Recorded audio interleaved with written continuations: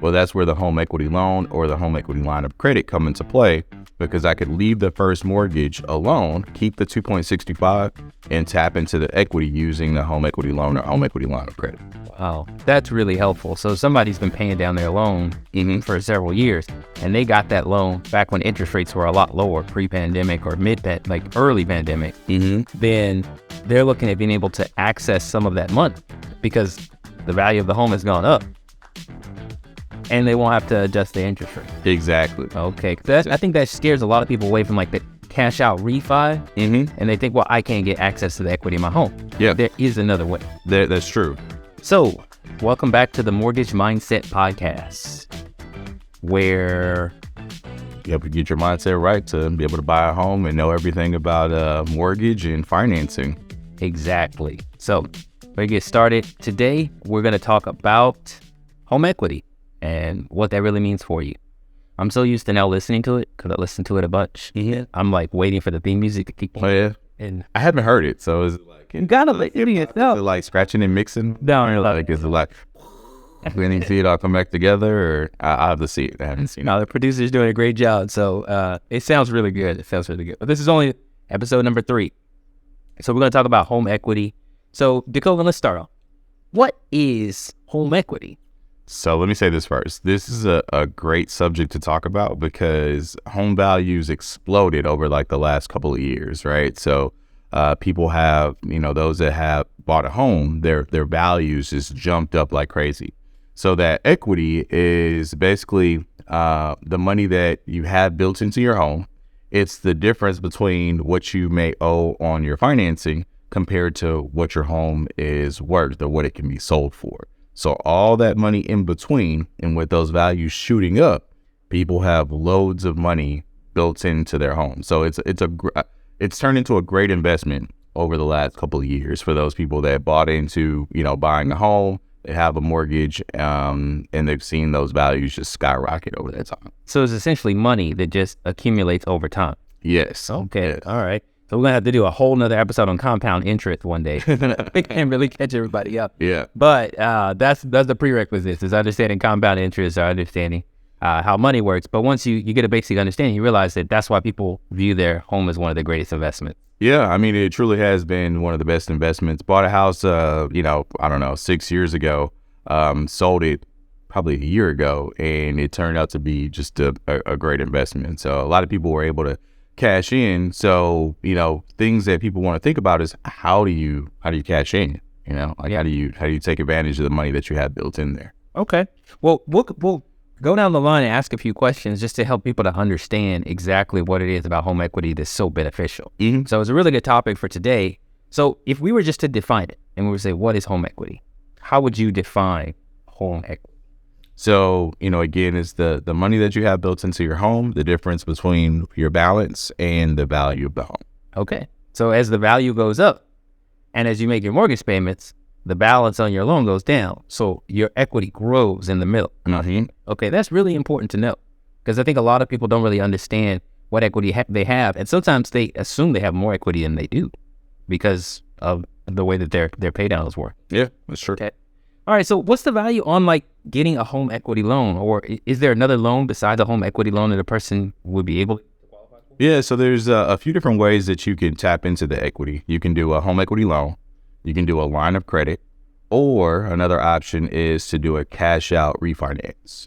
And each one of those will be used for different reasons, right? So first one, if you wanted to do a line of credit, that's pretty much, in the name, it's a line of credit. And when people hear line of credit, is that what they hear when they hear the term HELOC?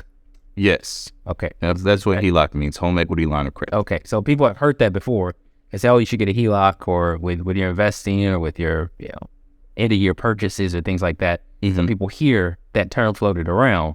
So that is tapping into the equity of your home through a line of credit. That's right. So HELOC works pretty much like a credit card. There's good and bad to it. So a HELOC will have a variable interest rate in most cases, right? And it can go up and down monthly. But it allows you to use the equity in your home. So you'll get a line of credit. You can ask for the amount that you want as long as you qualify for it. And then you can use it just like a credit card, pay it down, and continue to use it And usually there are terms. So you may do like a 5-year term, a 7-year term, where you can use that equity, pay it down, use it again. And then after your term, then it turns into just a fixed loan. Okay. After your variable term, we're able to use it and pay it down. Okay. So it's just tapping into the difference between how much you owe on your loan and the value of your home. That's right. And you can use it like a credit card and pay it off every month, or pay it off within the term that was set by the HELOC. Yep, that's exactly right. Okay. Well, that sounds really valuable for some people who perhaps need to do some type of renovations or want to furnish their home, or maybe some investors to use it different ways. Now, what are some of the downsides to using a home equity line of credit?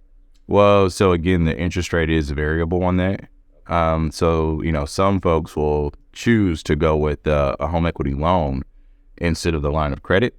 And whenever you do the home equity loan, then you can get into a fixed rate. Now, for both the line of credit and the home equity loan, they typically come with higher interest rates than your first mortgage that you would have.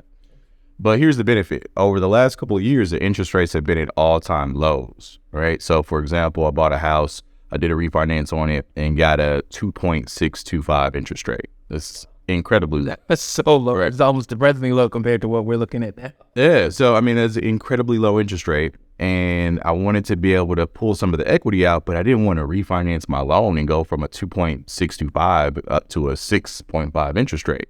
So how do I avoid taking the higher interest rate on my first mortgage, but still be able to tap into the equity?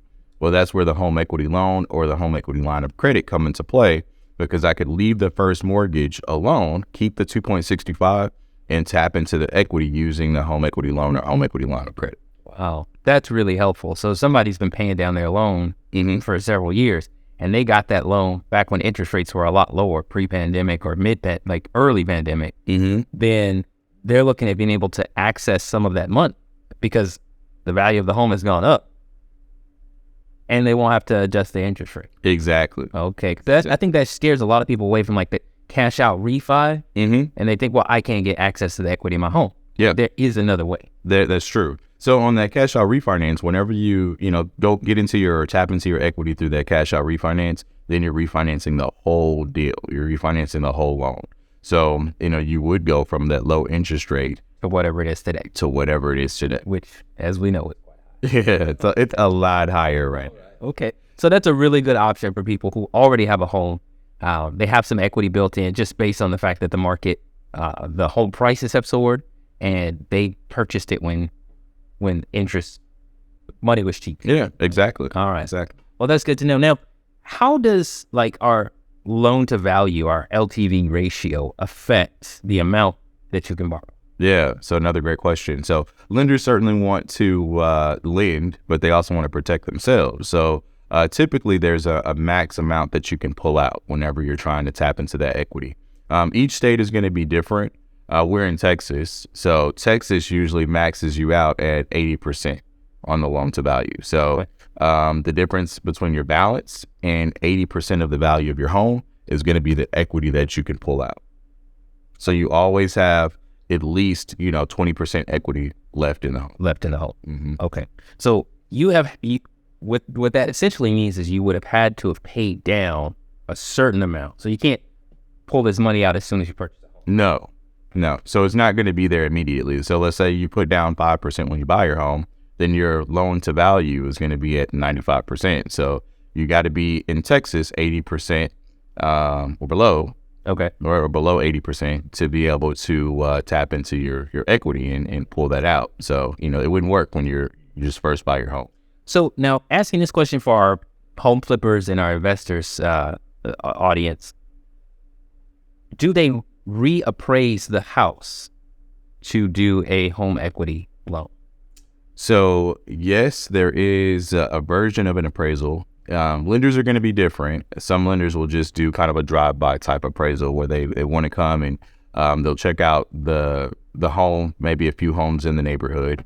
And some lenders will require a full appraisal where they'll come in, they'll look at the inside of the home, see what type of shape it's in, what upgrades have been done in order to give the home a value. Okay. So now, if someone forced value into their home, let's say they added a bedroom or they took a bonus room and added a closet, or maybe added a bathroom, and they increased the value substantially. Now, would that make it more enticing for? Yeah, I mean, that could help to build in that equity that gives them the space. So just like you mentioned before, there's a couple of things you can remodel the home, make some changes to the home that can help to increase your value. As you pay down your loan, you build up your equity. And then the other nice thing about owning property is that typically the goal is for it to increase in value too, right? Just based on what the market's doing. So you can gain equity those, 3 ways. Okay. Well, that seems like something that somebody would want to put a lot of work into if they were an investor. The home flippers and the individuals who need the capital to continue to move on, perhaps they'll be renting it out or doing a different type of strategy. They would get in there and fix it up. Then when it reappraises, it would appraise at a higher value. If it appraised at a higher value and they had that LTV, that split, that 80%, then they'd have enough room there. Yeah. And I mean, one great strategy for those individuals that wanted to get into investing is, some people will start out with their primary residence, right? Like you get your primary home first, and then you want to move into investing. Well, when you have your primary home, you decide that you want to go ahead and purchase that second property. And some folks will say, okay, I have a primary home now. I want to convert my primary into an investment or a rental home and buy another primary and move into that one. Well, one thing that you could do, instead of selling the home, you could cash out, pull the equity out of that current home that's a primary that's going to be converted into an investment, and use that to buy your next property.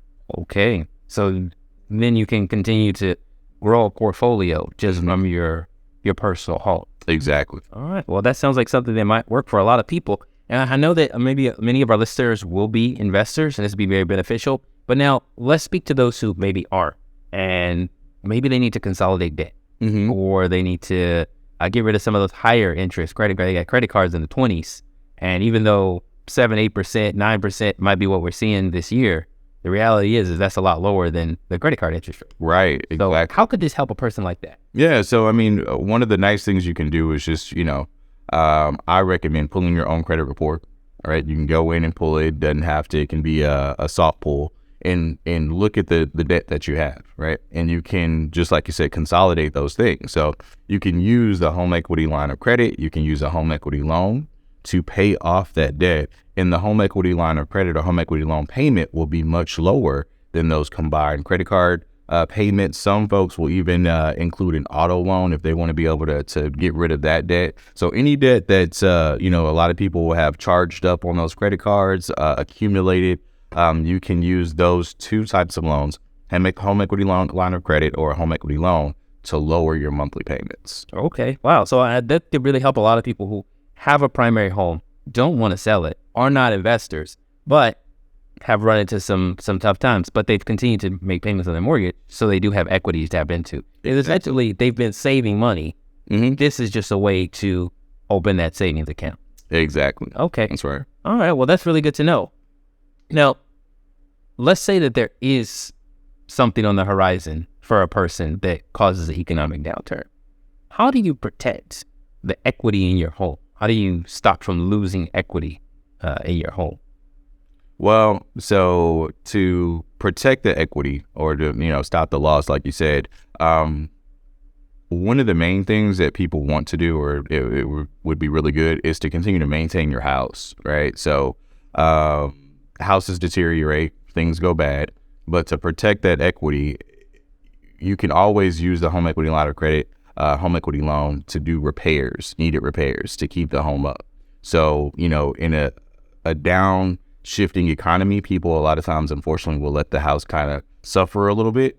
But to protect the value of that home, if you'll keep up the maintenance on it, then that'll help to protect the equity. And a lot of people don't think about, like, maybe finances are a little tight. How can I maintain my home? Like, maybe your roof needs to be replaced, or, maybe you have some type of foundation issues and things that need to be worked out. Well, you can use the equity in the home to actually keep the upkeep and maintenance up to date, which will continue to protect your equity. Yes, okay. Exactly. So it may be a situation where you want to pull the money out for something else, but the reality is that in order to make sure you can do this continually and ride out these tough economic times, it might be best to take just a little bit of money, maybe like a HELOC, and use it to make sure that your roof is working properly and keeping water out. And you may even get like varying opinions on this, but yes, you can use it to protect the home, but you can also use it to, if you needed to kind of live off of it for a few months, you can use that money to kind of buy out the time. Maybe you're planning on starting a new job in a few months.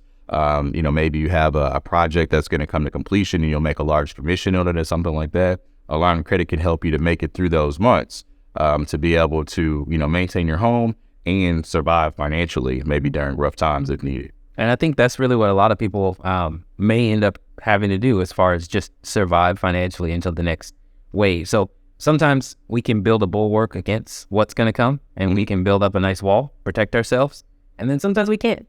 And in either situation, having the mindset and realizing that the money is there, and you just have to protect it, know how to tap into it, and then make sure that you pay it back in a timely fashion, is something that could really help protect a lot of people or help launch people into a new direction, a way to really make more money or to grow an investment portfolio. Yeah, that's right. That's right.